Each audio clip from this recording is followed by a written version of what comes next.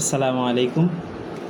আমরা এখন আছি সাফা মারোয়ার মাঝখানে সাই করার যে পথ, সেখানে সামনে দেখা যাচ্ছে সাফা পাহাড়।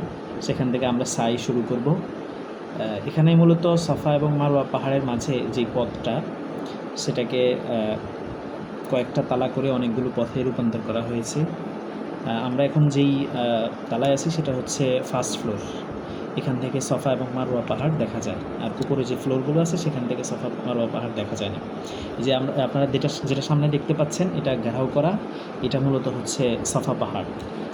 আমরা জানি মা হাজেরা আলাইহিস সালাম, তিনি ইসমাইল আলাইহিস সালামের যখন দুধে কষ্ট পাচ্ছিলেন, তখন পানির জন্য সাফা এবং মারোয়া পাহাড়ের মাঝে দৌড়াচ্ছিলেন বারবার। এই পাহাড়ে উঠলে মনে হয় ওদিকে পানি, আবার যখন ওদিকে যান মারোয়া পাহাড়ে ওঠেন তখন মনে হয় সাফার এদিকে পানি। এই অবস্থাতেই তিনি বেশ কয়েকবার সাফা এবং মারোয়া পাহাড়ে দৌড়ে দৌড়ে উঠছিলেন। তো সেই স্মৃতি রক্ষার্থেই মূলত হজ এবং উমরা হাজি সাহেবরা যখন হচ্ছে উমরা শেষ করেন, উমরা তাওয়াফ শেষ করে সাফা মারোয়ার মাঝে সাই করেন। তো এখান থেকেই মূলত সাইটা শুরু হয়, সাফা পাহাড় যেখান থেকে দেখেছেন ওখান থেকে। এখন আমরা যাচ্ছি হচ্ছে মারোয়া পাহাড়ের দিকে। এর মাঝে একটু সামনে গেলে আমরা দেখব এখানে একটা সবুজ বাতি দেয়া আছে। সবুজ বাতির জায়গাটা হচ্ছে এখানে হযরত মা হাজেরা আলাইহিস সালাম এই জায়গাটা একটু জোরে দৌড়িয়েছিলেন। সেই স্মৃতি রক্ষার্থে হাজি সাহেব যারা পুরুষ আছেন তাদের জন্য নির্দেশনা হচ্ছে তারা এই পথটা, সবুজ বাতির যে জায়গাটা, এই জায়গাটা একটু স্পিডে যেতে হয় আর কি, একটু দৌড়ে বা কিছুটা দৌড়ের মতো করে এই পথটা অতিক্রম করতে হয়। আমরা সামনে দেখব হাজি সাহেবরা সবাই এই পথটা একটু দৌড়ে দৌড়ে অতিক্রম করবেন। এখানে অনেক দোয়া দুরুদ আছে, হাজি সাহেবরা বিভিন্ন দোয়া পড়তে থাকেন। এবং তাওয়াফ এর আমরা যখন তাওয়াফ করি বা সাই করি, তখন মূলত আল্লাহ তাআলা দোয়া কবুল করেন অনেক বেশি।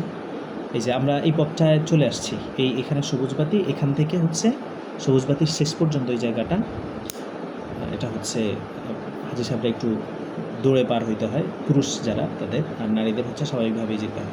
আপনারা দেখতে পাচ্ছেন আমরা একটু দৌড়ে যাচ্ছি, হাজি সাহেবরা দৌড়াচ্ছেন। এরপরে এখান থেকে যখন শেষ হবে তখন আবার স্বাভাবিকভাবে হাঁটতে হবে। এরকম এখান থেকে আমরা সাফা থেকে মারোয়ায় যাব, মারোয়া থেকে সাফায় আসব, এবং এরকম আমাদের 7 বার যেতে আসতে হবে টোটাল। মানে সাফা থেকে মারোয়ায় গেলে একবার, মারোয়া থেকে আবার সাফায় আসলে 2 বার, এরকম আমাদের 7 বার যেতে হবে। মানে আমরা সাফা থেকে শুরু করছি, মারোয়ায় গিয়ে আমাদের 7 বার শেষ হবে।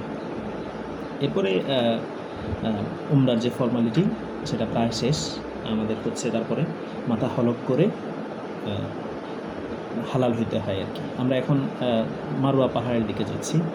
পথটা মোটামুটি অনেক দূর।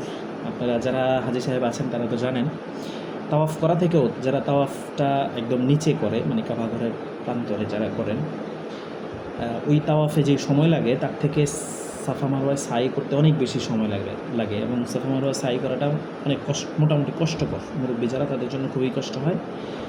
এটা মোটামুটি ভালো দূর, এবং হেঁটে 7 বার আসা যাওয়ার পরে সবাই মোটামুটি ক্লান্ত হয়ে যায়। যদিও সেখানে এসি আছে, জমজমের পানি থাকে, তারপরেও মোটামুটি অনেক কষ্ট। আমরা মারোয়ার দিকে যাচ্ছি, হাজি সাহেবরা যাচ্ছেন। এখানে সব সময় এই ফ্লোরগুলো হাজি সাহেবে ভরপুর থাকে। দিনের 24 ঘন্টায় ভরপুর থাকে, সব সময় আমরা চলতে থাকে।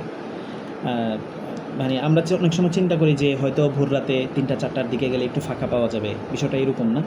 মানে আল্লাহর ঘর, এই তাওয়াফ এবং সাফা মারোয়া, মানে উমরার যে কাজগুলো, আমি মোটামুটি যতদিন ছিলাম আমি দেখলাম প্রায় সব সময়, প্রত্যেকটা মুহূর্তের জন্য এই জায়গাগুলো কখনো ফাঁকা থাকে না। সব সময় এই জায়গাগুলোতে আল্লাহর বান্দারা সবসময় বিভিন্ন ইবাদতে মশগুল থাকেন। আমরা যখন এই যে আমরা এখন মারোয়ার কাছাকাছি আছি, সাফা মারোয়া যখন যাচ্ছি, বিভিন্ন দোয়া দুরুদ আছে। ওখানে আপনারা গেলে মুআল্লিমরা যারা আছেন তারা আপনাদের শিখিয়ে দিবেন, অথবা যারা আলেম ওলামা আছেন তাদের থেকে জেনে নিতে পারবেন। ওখানে আসলে অনেক জোরে জোরে সবাই দোয়া করে, তো আপনারাও হচ্ছে মোটামুটি জোরে দোয়া দুরুদ করতে পারবেন তাদের থেকে শুনে, বা ওখানে দেখবেন স্ক্রিনে লেখা থাকে বিভিন্ন দোয়া। তারপর নির্দিষ্ট কিছু দোয়া আছে যে এই দোয়াগুলো হচ্ছে সাফা মারোয়ার সময়, সাই করার সময় পড়তে হয় না, পড়া উত্তম, এরকম আর কি। এই দোয়াগুলো পড়বেন। এখানে আমরা মোটামুটি অনেকক্ষণ কথা বলছি, এর মধ্যেও আমরা এখনও মারোয়া পাহাড়ে আসি নাই। মারওয়া পাহাড় আরও দূরে, এবং ওখানে কিন্তু নর্মালভাবে আমরা হাঁটছি না, মোটামুটি স্বাভাবিক থেকে একটু বেশি ফাস্ট হাঁটতেছি, তারপরেও আমাদের অনেক সময় লাগছে। তো এটা আসলে মোটামুটি কষ্টসাধ্য ব্যাপার, মানে তাওয়াফ উমরার মধ্যে তাওয়াফটার তুলনায় সাফা মারওয়া সাই করাটাই আসলে একটু বেশি কঠিন। আর উমরা যারা উমরা করার সময় তাওয়াফ যারা হচ্ছে দ্বিতীয় তলা তৃতীয় তলা দিয়ে করেন তাদের জন্য অবশ্য কষ্টকর, কারণ তখন ওই দ্বিতীয় তলা তৃতীয় তলা দিয়ে উমরা করতে গেলে অনেক পথ পাড়ি দিতে হয়, সেটা আবার খুব বেশি কষ্টকর হয়ে যায়, বিশেষ করে যারা মুরব্বি যান এবং যাদেরকে হুইল চেয়ারে করে উমরা করতে হয় বা তাওয়াফ করতে হয়, তাদের অনেক সময় লাগে, এবং যারা পিছনে একদম থাকেন অনেক কষ্ট করতে হয় তাকে। যে আমরা হচ্ছে মারওয়া পাহাড়ে চলে আসছি। মারওয়া পাহাড়টা সাফা পাহাড়ের মতো এমন উঁচু দেখা যায় না, এটা একদম মোটামুটি সমতল, তবে কিছু চিহ্ন আছে, চিহ্নটা গ্লাস দিয়ে ব্যারিকেড দেওয়া আছে, ওটা দেখা যায় একটু সামনে গেলেই ওই মারওয়া পাহাড়টা। আমরা মাত্র সাফা পাহাড় থেকে মারওয়া পাহাড়ে একবার আসলাম।